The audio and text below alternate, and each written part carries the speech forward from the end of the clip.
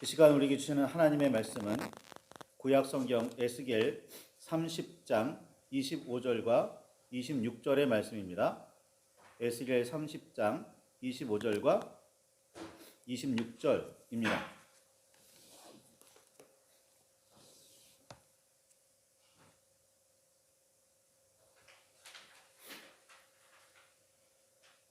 찾으셨으면 우리 함께 말씀을 봉독하시겠습니다. 내가 바벨론 왕의 팔은 들어주고 바로의 팔은 내려뜨릴 것이라. 내가 내 칼을 바벨론 왕의 손에 넘기고 그를 들어 애굽 땅을 치게 하리니 내가 여호와인 줄을 그들이 알리라. 내가 애굽 사람을 나라들 가운데로 흩으며 백성들 가운데로 해치리니 내가 여호와인 줄을 그들이 알리라. 아멘. 주님 우리의 마음을 여시어 말씀을 깨닫게 하옵소서. 아멘. 주님의 사랑과 그 크신 은혜가 저와 여러분 안에 가득하기를 소망합니다. 이스라엘의 후손이 이집트를 떠나 가나안으로 나아가는 출애굽 이야기는 놀라움의 연속입니다. 놀라운 일들을 기적, 이적, 표적이라고 말합니다. 기적과 이적은 모두 상식적으로는 생각할 수 없는 기이한 일이라는 뜻입니다. 상식이라는 게 결국 인간이 생각할 수 있는 한계, 인간이 현실적으로 볼 수 있는 한계를 뜻하는 거라면 인간의 상식, 인간의 한계를 뛰어넘는 그런 일들이겠지요. 표적은 같은 기이한 일이라는 뜻이기는 한데 특정한 목적이 있습니다. 성경에서는 특히 뭔가 믿게 하거나 인정하게 하려는 목적으로 행해집니다. 모세는 온 백성 앞에서 이렇게 말한 일이 있었습니다. 신명기 4장 34절 35절에 어떤 신이 와서 시험과 이적과 기사와 전쟁과 강한 손과 편팔과 크게 두려운 일로 한 민족을 다른 민족에게서 인도하여 낸 일이 있느냐? 이는 다 너희의 하나님 여호와께서 애굽에서 너희를 위하여 너희의 목전에서 행하신 일이라.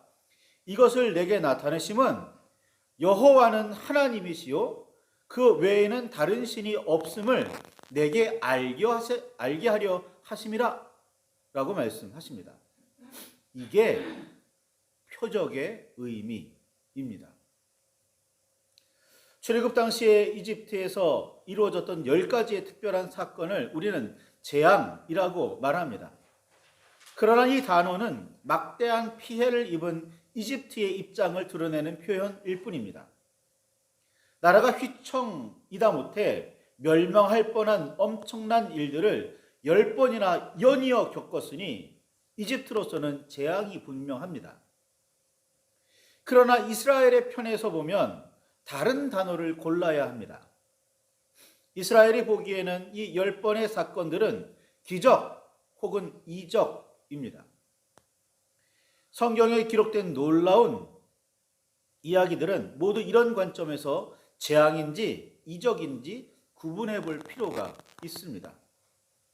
이런 관점에서 본다면 노아 시대의 대홍수나 요한계시록의 이야기들도 색다르게 표현하고 설명해야 합니다. 노아 시대의 사람들은 그 삶의 근거로 심판을 받았습니다. 그 삶을 근거로 심판받았죠. 당시의 상황에 대해 성경은 창세기 6장 5절에 이렇게 말합니다. 여호와께서 사람의 죄악이 세상에 가득함과 그의 마음으로 생각하는 모든 계획이 항상 악할 뿐임을 보셨다. 11절에서 12절, 창세기 6장 11절 12절에는 그때 온 땅이 하나님 앞에 부패하여 포악함이 땅에 가득한지라. 하나님이 보신즉 땅이 부패하였으니 이는 땅에서 모든 혈육 있는 자의 행위가 부패함이었더라 라고 기록하고 있습니다. 이에 반해 노아에 대해서는 창세기 6장 9절에 의인이요 당대의 완전한 자라 그는 하나님과 동행하였다 라고 기록하고 있습니다. 다시 말해서 여호와께서는 선과 악을 분별하시고 판단하여 심판하셨고 악은 멸망했지만 의인은 살아남았습니다. 최후의 심판에 대해서도 여호와를 떠나 악한 삶을 살고 있다면 두려워할 이유가 분명하지만 여호와와 예수 그리스도와 함께 성령의 인도하심에 따라 선하고 의롭게 살고 있다면 두려워할 필요가 전혀 없습니다. 요한계시록 마지막 장에는 22장 11절과 12절이죠. 이 두루마리의 예언의 말씀을 인봉하지 말라. 때가 가까우니라. 불의를 행하는 자는 그대로 불의를 행하고 더러운 자는 그대로 더럽고 의로운 자는 그대로 의를 행하고 거룩한 자는 그대로 거룩하게 하라. 보라 내가 속히 오리니 내가 줄 상이 내게 있어 각 사람에게 그가 행한 대로 갚아주리라 라고 말씀하셨습니다. 이를 기억하시기 바랍니다. 마지막 날에는 전쟁을 비롯한 수많은 엄청난 일들이 일어나게 될 텐데 그 모든 과정은 거룩한 자는 그 행한 삶에 대해서 악한 자도 그 행한 삶에 대해서 심판하심을 뜻합니다. 악한 자는 멸망이고 거룩하고 선한 자는 구원에 이릅니다. 그게 마지막 날에 대한 계시록의 예언인 거예요. 우리가 최후의 심판이라는 말을 들을 때 왠지 모를 두려움에 빠지고 있다면 우리는 스스로 죄와 악 가운데 살고 있음을 알지 못하는 사이에 혹은 무의식 중에 이미 인정하고 있다는 증거입니다. 이를 깨달았다면 우리는 지금 당장이라도 자신의 삶에서 어떻게든 악의 문제를 해결하려고 힘써야 하고 악에서 떠나기 위해 조금이라도 더 애를 써야 합니다. 그렇지 않고 의로운 최후 승리는 기대할 수 없습니다. 이적이나 기적은 선한 사람에게는 구원의 역사이고 악한 사람에게는 재앙과 멸망의 사건입니다. 똑같은 이적이라도 내 상황이 지금 어떤지에 따라 내가 어떤 삶을 살아가고 있는지에 따라 다르게 다가온다는 말씀입니다. 구원과 멸망의 과정은 크게 보면 하나입니다. 하나의 사건이 선한 사람에게는 구원으로 나아가는 길이고 악한 사람에게는 멸망으로 향하는 길입니다. 같은 출애굽 사건이지만 이집트 사람에게는 재앙이었고 이스라엘 사람들에게는 탈출과 해방이자 구원이었듯이 말입니다. 여호와께서 이스라엘의 탈출 과정에서 이집트 땅에 10번이나 기적과 이적, 다른 말로 재앙을 펼치신 데는 목적이 하나 더 있습니다. 이 사건들은 기적과 이적인 동시에 표적이었습니다. 다시 말씀드리지만 표적이란 뭔가 알게 하거나 인정하게 만들기 위한 목적으로 베풀어졌다는 뜻입니다. 이스라엘의 후손들은 이 사건들을 통해서 여호와께서 이스라엘의 하나님이시고 그들을 이집트에서 인도하여 내셨다는 사실을 알고 인정해야 했고 이집트의 바로는 여호와께서 이 모든 일을 행하시고 계시다는 사실을 깨달아야 했습니다. 그래서 자신들이 믿는 신들보다 더 뛰어난 신, 누구도 대적할 수 없고 누구도 범접할 수 없는 하나님이 바로 여호와시구나 라는 사실을 깨달아야 했던 겁니다. 이스라엘 후손들이나 이집트 백성이나 모두 여호와는 하나님이라는 사실을 깨닫게 하려는 목적으로 10번이나 되는 이런 표적들이 필요했습니다.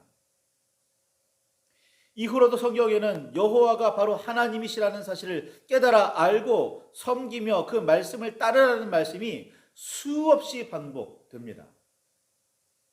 어느 선지자의 예언서를 찾아보십시오. 그는 여호와시다. 그는 하나님이시다. 너는 이걸 알아야 한다.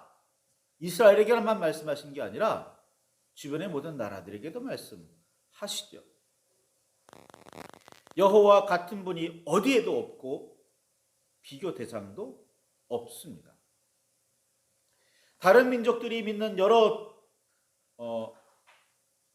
신들, 그들도 나름대로 능력이 있을 수는 있습니다. 그러나 그 중에 최고는 하나님이시죠. 여호와십니다. 그런 의미에서 여호와는 하늘 위에 가장 높은 보좌에 앉아 계시는 분이십니다. 여호와만이 믿고 섬기며 따를 가치가 있는 분이기에 한 분밖에 없다고 고백하기도 합니다. 어떤 식으로 표현하든 여호와께서 택한 하나님의 사람은 가장 높고 유일한 분을 주인으로 섬기며 따라야 마땅합니다. 다른 민족들도 역시 가장 높고 위대한 분을 믿고 섬겨야 합니다. 그래서 여호와께서는 다른 데에 눈을 돌리지 말고 하나님만 섬기며 따르라고 이스라엘 후손에게, 그리고 우리를 비롯한 전 세계 모든 사람들에게 지금도 선포하고 계십니다. 예수님께서 제자들에게 요한복음 14장 6절과 7절에 있는 말씀이죠. 내가 곧 길이요 진리요 생명이니 나로 말미암지 않고는 아버지께로 올 자가 없느니라. 너희가 나를 알았더라면 내 아버지도 알았으리라. 이제부터는 너희가 그를 알았고 또 보았느니라. 말씀하신 이유는 그리스도를 통해 온전히 그리고 가장 분명하게 여호와께로 나아갈 수 있기 때문입니다. 세상에는 많은 길이 있을 수는 있겠으나 헤매지 않고 가장 빨리 그리고 분명하게 여호와라는 목적지를 향해 나아가는 길은 예수님 안에서밖에 찾을 수 없습니다. 다른 길들이 있다고 하더라도 그 길들은 멀리 돌아가거나 잘못된 목적지로 이끄는 엉뚱한 길들일 뿐입니다. 이집트에서 펼쳐진 10번의 놀라운 사건들, 이적과 기적 혹은 재앙이라고 불리는 사건들은, 이 사건들을 통해서 이집트 사람과 이스라엘 사람들은 여호와가 바로 하나님이라는 사실을 인정할 수밖에 없었습니다. 눈앞에 현실이 보여지는데요. 말씀하신 대로 선포하신 대로 일이 이루어지는데요. 인간이 어떻게 할 수 없는 일들이 일어나고 있는데요. 눈앞에서 펼쳐지는 놀라운, 그래서 사람인 자신들이 어떤 방법으로도 막거나 해결할 수 없었던 사건들이 여호와의 이름으로 펼쳐지는 현실을 경험한 그들은 여호와가 하나님이시라는 사실에 그 결론에 도달했습니다. 그런데 이집트 사람들은 이스라엘 민족이 떠난 이후 거의 즉시 여호와를 잊었고, 이스라엘 사람들은 오랜 기간에 걸쳐 천천히 여호와가 하나님이시라는 사실을 잊어갔습니다. 가나안에 정착한 이후에는 그 속도가 더욱 빨라졌습니다. 사사들과 선지자들이 그렇게 열심히 활동해야 했던 이유입니다. 예언자들의 목소리는 점점 높아만 갔습니다. 성경의 예언자들은 하나님의 백성이라고 자부하고 있었던 이스라엘의 후손들이었습니다. 그런데 그들의 예언은 이스라엘 자손들에게만 한정되지 않았습니다. 주변의 나라들과 민족들, 이스라엘이 이방이라 불렀던 사람들을 향해서도 선포했습니다. 유다와 이집트에서 활동했던 예레미야나 바벨론에서 활동했던 에스겔이나 그 선포는 크게 다르지 않았습니다. 결국에는 나라가 망하고 이리저리 흩어져야만 했던 유다 백성들을 향해서는 여호와께 돌아가자고 외쳤고, 이미 오래전에 여호와를 떠나 제멋대로 살던 민족과 나라를 향해서는 여호와가 하나님이심을 깨달으라고 선포했습니다. 대상에 따라 조금 다른 의미로 받아들여졌을 수는 있으나 예언자들의 선포는 한결같이 여호와가 하나님이심을 깨닫고 그분께로 돌아가 그 날개와 품 안에서 살자는 말씀이었습니다. 여호와만을 의지하고 섬기며 따라야 한다고 소리 높여 외쳤습니다. 여호와께서는 에스겔에게 에스겔 30장 25절과 26절의 말씀. 내가 바벨론 왕의 팔은 들어주고 바로의 팔은 내려뜨릴 것이라. 내가 내 칼을 바벨론 왕의 손에 넘기고 그를 들어 애굽 땅을 치게 하리니 내가 여호와인 줄을 그들이 알리라. 내가 애굽 사람을 나라들 가운데로 흩으며 백성들 가운데로 해치리니 내가 여호와인 줄을 그들이 알리라. 라고 라는 말씀을 에스겔에게 맡기셨고 선포하게 하셨습니다. 이는 유다 백성에게 하시는 말씀이 아닙니다. 이집트 사람이나 바벨론 사람이나 모두 들어야 하는 말씀, 그들에게 선포하시는 말씀입니다. 당시 온 세계를 향해 힘을 휘두르는 이집트와 바벨론은 그들에게 힘을 주신 분이 여호와이심을 깨달아야 했습니다. 자신들의 힘을 여호와의 뜻에 합하게 사용할 줄 알아야 했습니다. 그래야 정의와 공의를 따른다고 주장할 수 있습니다. 이익이나 명예를 얻으려고 힘을 휘두르는 일은 여호와의 뜻과는 맞지 않습니다. 이스라엘과 유다의 백성은 자신들이 만군의 여호와 만왕의 왕을 제대로 섬기며 따르지 않아서 나라가 멸망하고 백성이 뿔뿔이 흩어졌다는 사실을 깨달아야 했습니다.